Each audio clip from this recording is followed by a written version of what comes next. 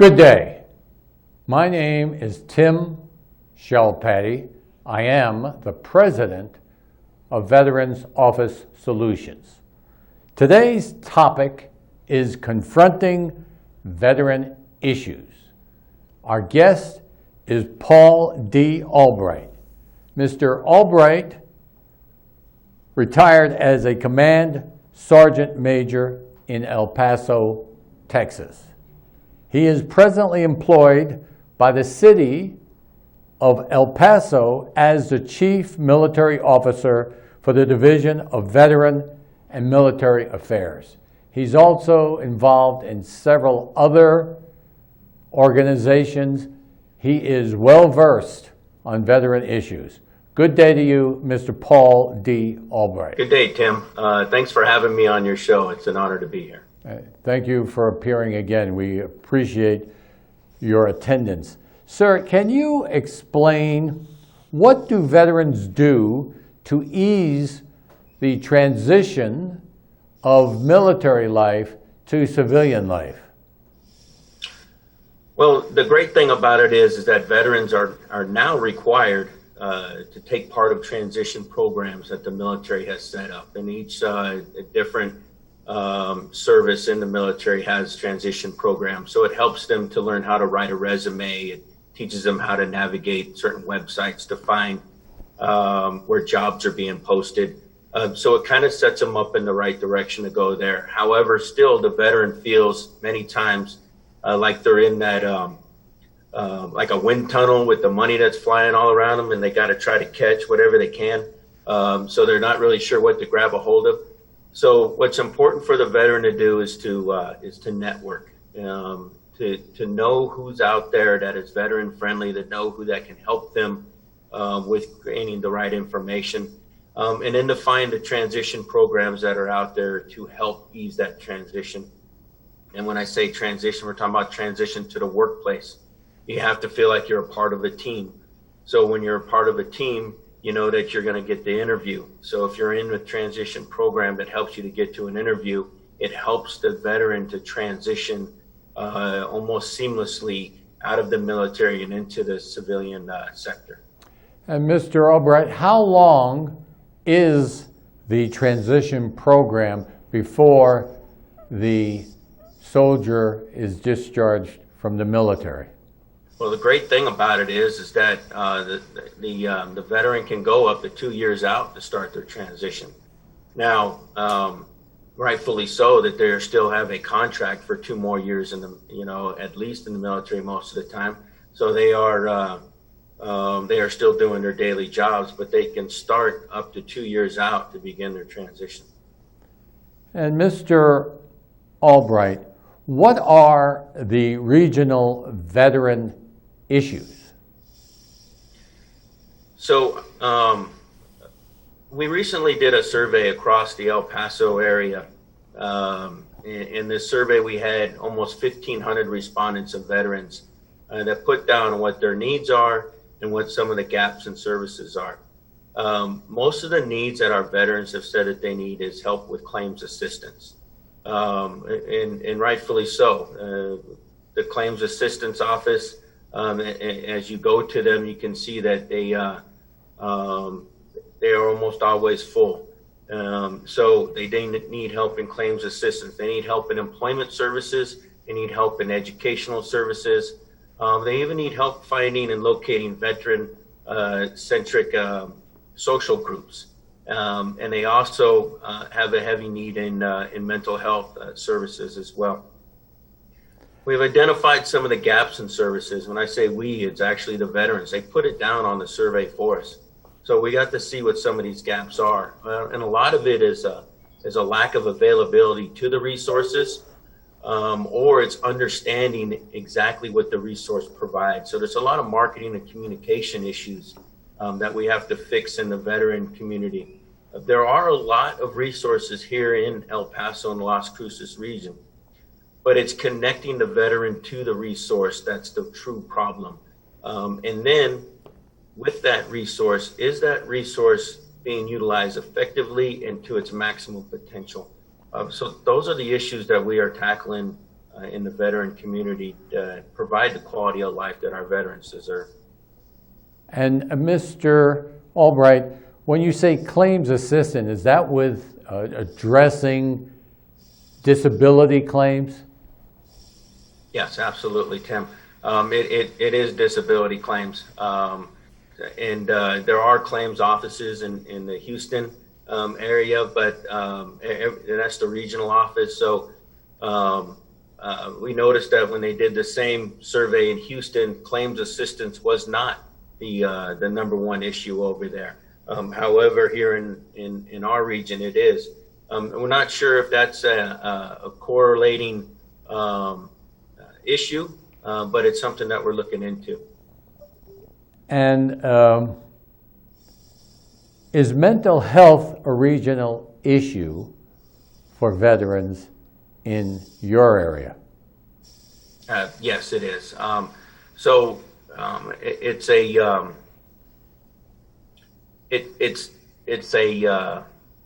It's an issue for every veteran. A lot of them struggle with mental health, whether it's from post-traumatic stress to substance abuse to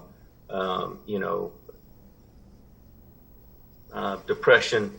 So there's a lot of different mental health needs that our veteran have, and we do have a lot of mental health providers.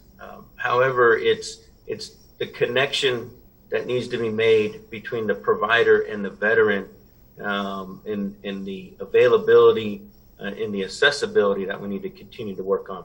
The Department of the VA, the El Paso Clinic, just opened up a brand new mental health specific clinic outside of the clinic that most everybody knows of in this area. It's down off of I-10 behind the Medical Center of Americas. It's a brand new clinic, and it's dedicated just for mental health.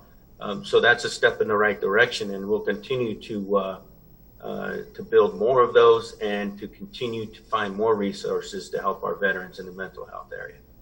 And Mr. Albright, you made reference to resource programs being very important. What did you mean by that, please? You said resource programs? Yes, sir. So when I mean resource programs, I mean, so a transition program. For example, the city of El Paso, we have a transition program that is called The Bridge. And what we do is we take transitioning soldiers and we provide them a fellowship within the city of El Paso in any of the departments. And also it extends into our community partners of excellence, whether it's UMC, El Paso Independent School District, or it's the El Paso Chamber of Commerce, where we put actual soldiers to work. You know, they put on a suit and tie a lot of times for the first time, and they will work within the city management to learn what is happening in each of those departments, and it helps them to help find deployment. The other programs out there for employment, Onward to Opportunity is another one that is free for military soldiers and veterans. They're able to receive project management degrees and IT certificates, and they go through this program that is it's founded by the Institution of Veteran and Military Families, and it's a course curriculum through Syracuse University, and it's right here, and it's those programs that give our veterans a step forward in providing their worth to the civilian community. And Mr. Albright, is healthcare a regional issue? Yes, it's not healthcare in general. I would say it's more in specific type areas. Healthcare in El Paso is a bit underserved in certain areas, mental health being one of them. And because we have a clinic, a VA clinic and not a VA hospital, with a large number of veterans, sometimes access to care can be a problem. But the VA has stepped forward in, with the Mission Act and many other many other programs, it allows the veteran to receive care, but navigating that healthcare process in an underserved community is an issue. And could you elaborate concerning how employment is a regional veteran issue? So the regional veteran issue affects every veteran in the area, and it also affects whether or not veterans want to come and live in our area. So we have, according to the last census that was done, it came out at like 46,000 veterans living in the El Paso area. I think that's upward to 76,000 now. When you add the military into the equation, which includes the dependents and those connected to the military, you go up to about 165,000 people that rely on services in this region. So if you have a veteran issue, then that determines whether or not a soldier transition out of Fort Bliss or somebody out of White Sands Missile Range is going to stay in the area. It determines whether or not a veteran who's been living here for a long time is going to remain here. It also affects whether or not that businesses who would like to move and do business in the El Paso area, knowing that there is a large veteran and military talent here, if they want to actually move here because there may be veteran issues. And Mr. Albright, do you have any numbers concerning the retention of veterans in the El Paso area? So last year, there was 19,000 soldiers that transitioned out of Fort Bliss, and only 2,500 of them stayed. Some people think that, 11% of the population, from Fort Bliss that transition out staying here is good. But when we compare it to other large installations in other states, it's relatively low. Their numbers are closer to 30% stay in the area. So there is a lot of talent that transitions out that leaves our area. And we need to capture and find out the true reasons why they're leaving. And we think we know a lot of it because of the gaps in services that we've identified. And then we know that a lot of it has to do with communication and transition programs that we need to continue to make sure that our soldiers who are transitioning out can take advantage of. And Mr. Albright, can you explain for our viewership how education is a regional veteran issue? So, yeah, it's education. When you're in the military, what you're usually doing is you're getting an education to get promoted to the next level. A lot of our men and women in the military don't think about their career outside the military. So they get the degree that makes sense at the time. Me, for instance, I got a general studies bachelor's degree. Why? Because I didn't see myself ever getting out of the military. As I got closer to getting out, I decided to get a master's degree from the University of UTEP in leadership studies. Once I got out, I suddenly realized that every job that I wanted to apply for, nowhere did it say you needed a degree in leadership studies. It was, public administration, business administration, you name it. It wasn't the right one. So I started to think, am I going to have to go back to school and get another degree? Education is our foundation that allows us to start work. We need to get our foot in the door. If we can have education that is tied to the military, that shows towards a job.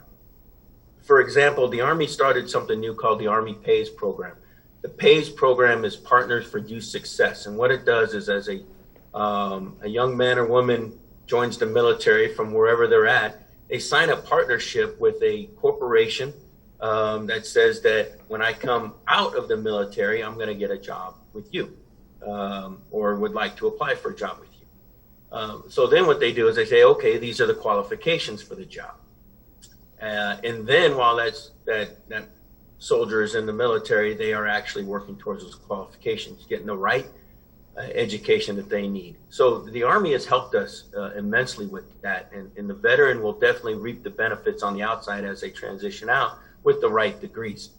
Now that a veteran is already out, what we have to do is we have to go and make sure that they can be retrained. We have to continue to plug the vocational rehabilitation programs to allow them to get the schooling that they need, provide them with the education programs, sometimes advanced curriculums, and then stipends so that they can take care of their families while they're going to school, so that they can get the quality of job that they need, not just a job.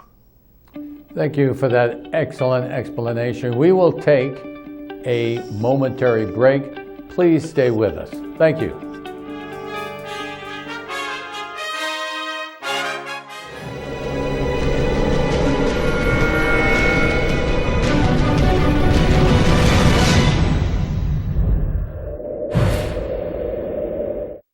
If we want to improve America's healthcare system, let's start by improving the health of Americans.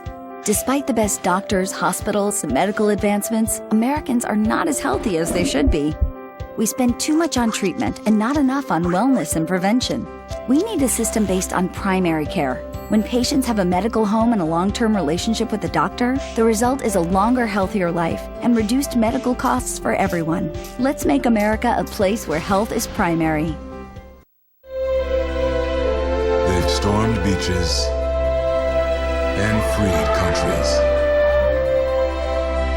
They've raised our flag and our hope. They've been called leathernecks. They've been called devil dogs. But above all, they're called Marines.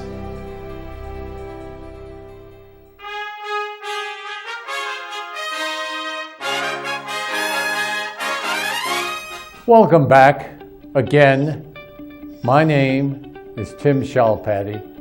I'm the president of Veterans Office Solutions. Today's topic is confronting veteran issues.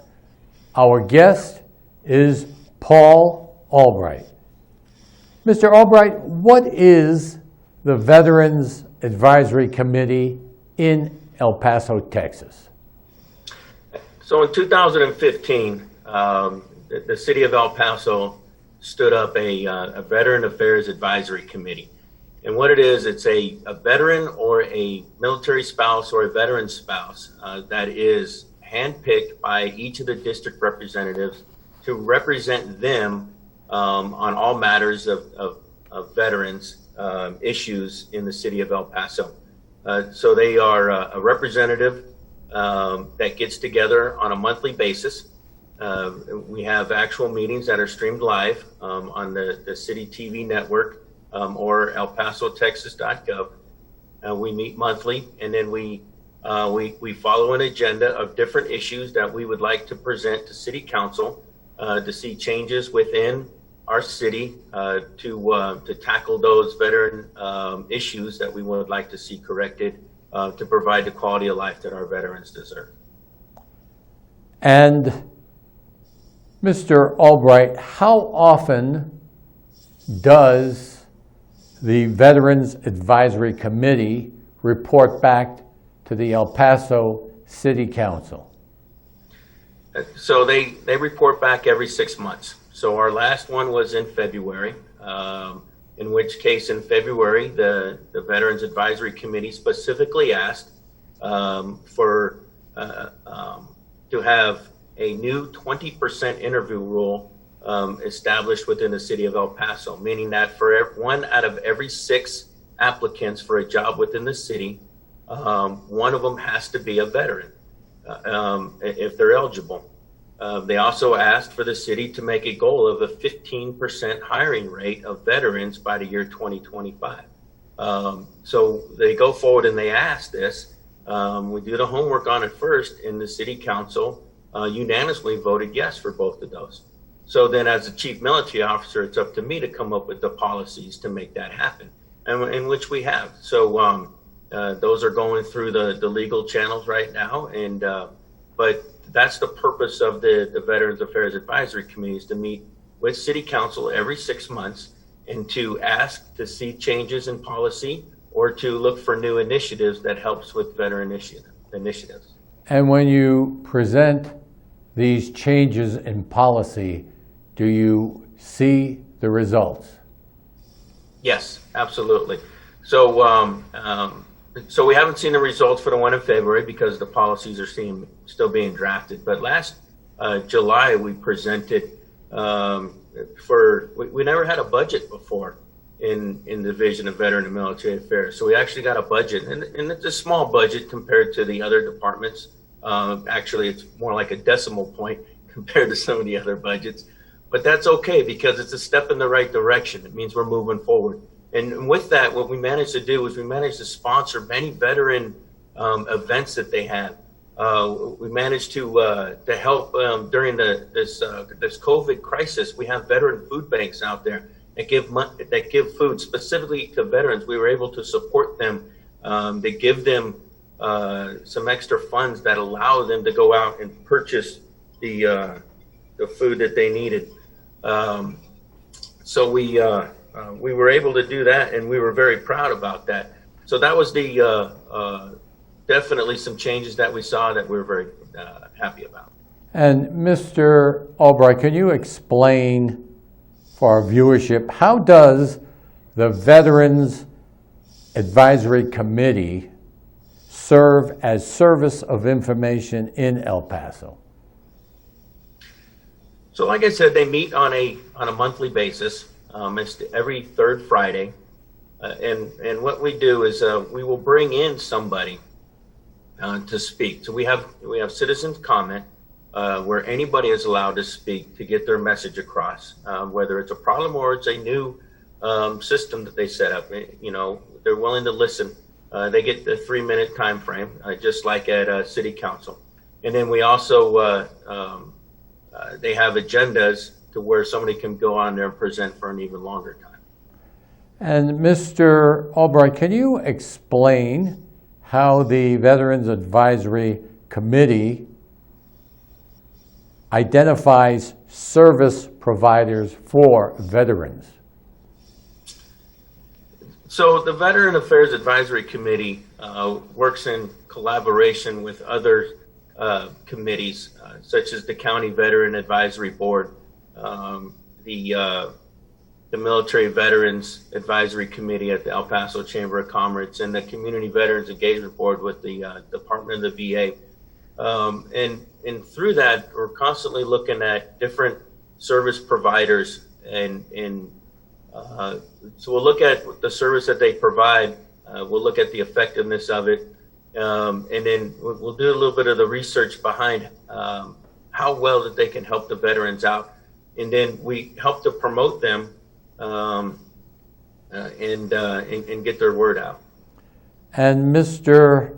Albright, please explain, how do you strengthen service providers? So exactly that. It's about marketing, really.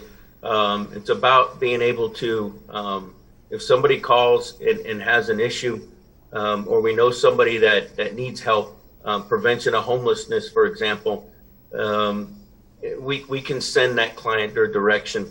And then once they help that client out and we have the good news story of it, you know, we spread that across the veteran community to say, hey, this service provider really is out there to help, and they did X, Y, and Z for this veteran, and we're really proud of their efforts and what they've done. So it's about marketing, it's about communicating their worth, and that gets them stronger throughout the community.